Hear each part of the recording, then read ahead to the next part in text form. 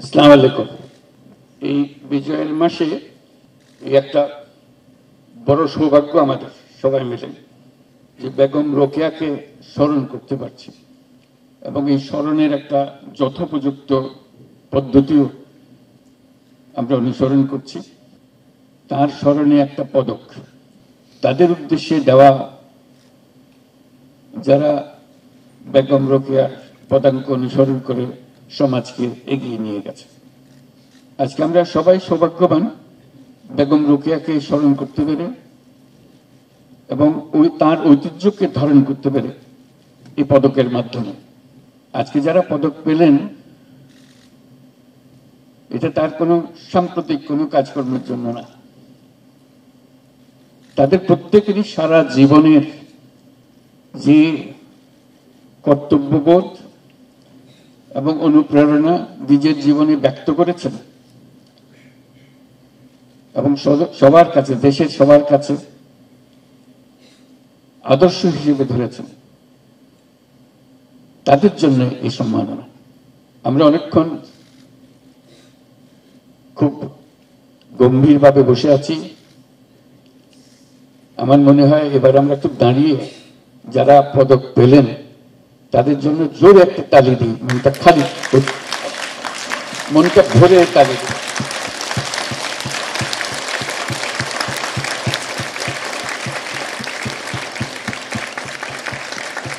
ধন্যবাদ। আমরা ছোটবেলায় অষ্টম শ্রেণীতে প্রথম বেগম রোকেয়া সম্পর্কে কিছু পড়েছিলাম। কেন পড়ানো হচ্ছিল তখন তত বুঝিনি, কিন্তু যতই উপরের শ্রেণীতে গেছি এই নাম বারে বারে ফিরে এসছে এবং অবাক হয়েছি তার কর্মকাণ্ড দেখে, তার চিন্তা ভাবনা দেখে। আমি এই কারণে এটা উল্লেখ করলাম, যারা সেই আমলে বহু বছর আগে, যখন অষ্টম শ্রেণীর ছাত্র, সে বহুকাল আগে, যারা এই পাঠ্য বই প্রণয়ন করেছিলেন, তাদের মাথায় যে চিন্তা ছিল যে এই বেগম রোকেয়ার কথাটা বইতে ঢোকালে এটা কাজে লাগবে, তাদেরকে আমি স্মরণ করি আজকে, যারা সিদ্ধান্ত নিয়েছিলেন। ধন্যবাদ জানাই। আজকে যারা পাঠ্যপুস্তক রচনা করেন তাদের কাছে আহ্বান জানাচ্ছি, এরকম কতজনের নাম, কত চিন্তার বীজ এই ছোটবেলার ছোট্ট বইটাতে আপনারা দিচ্ছেন, সেটা চিন্তা করার জন্য। কারণ ওর মাধ্যমেই উঠে আসবে নতুন চিন্তা, নতুন ভাবনা। রোকেয়া সম্বন্ধে আমার যেটা প্রথম স্ট্রাইক করেছিল, এখনো করে, তার সাহস এবং কি পরিস্থিতিতে উনি বড় হয়েছেন সেটা সবার জানা আছে। আমাদের আজকের তুলনায় সম্পূর্ণ ভিন্ন। লেখাপড়ার সুযোগটা আবার কিভাবে পেয়েছেন, কি ধরনের, কত কষ্ট করে সে লেখাপড়া তাকে করতে হয়েছে, ওর মধ্যেই তিনি এক প্রতিবাদী বালিকা, প্রতিবাদী মহিলা, প্রতিবাদী তরুণী হয়ে উঠে আসছেন।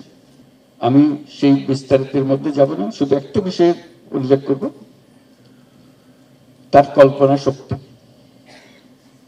কাজের বর্ণনা করব না, সেটা অনেক বর্ণনা পেয়েছেন।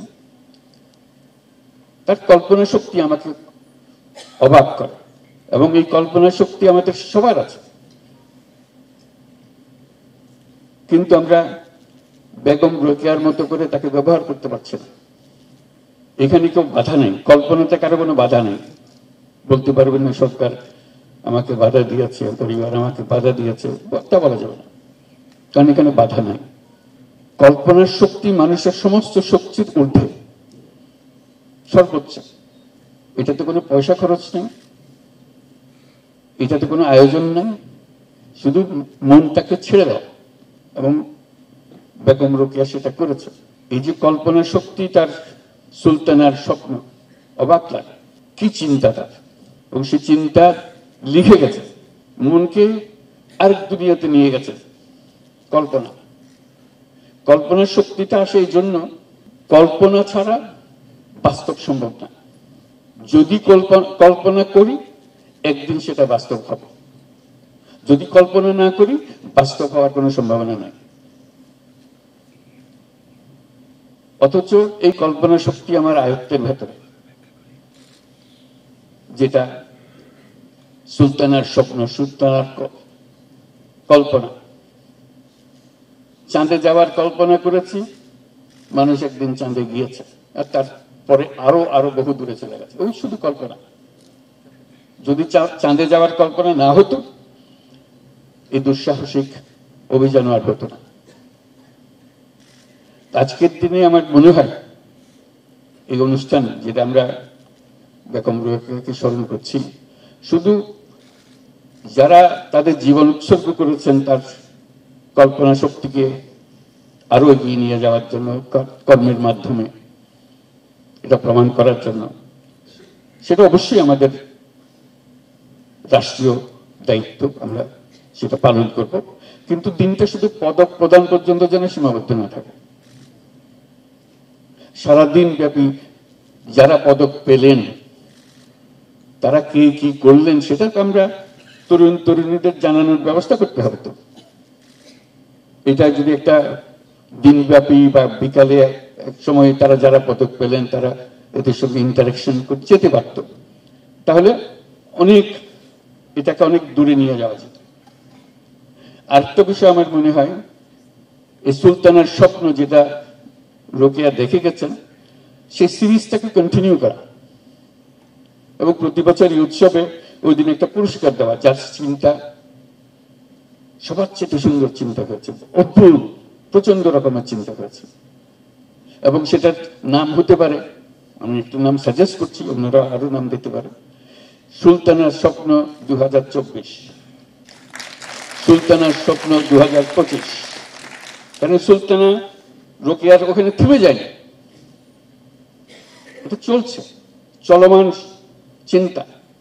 কাজে এই সিরিজ কার কোন চিন্তা, কোন বছরের চিন্তা সবচেয়ে আকর্ষণীয় হয়েছে, পুরস্কার পাবে সেটা তো বটেই, কিন্তু তার মধ্যে আন্তঃবৎসর পুরস্কারগুলো দেখা, কে কি করলো, কে চিন্তা করলো, যাতে করে আমরা উদ্বুদ্ধ করি সবাইকে। সারা দেশব্যাপী এটা প্রতিযোগিতা হবে। এবার সুলতানার স্বপ্ন 2024 কে পাবে, কে চিন্তাতে এসছে তার মধ্যে, তাহলে চিন্তাটা ওই যে কল্পনা করার উৎসাহটা মানুষের মধ্যে জাগবে।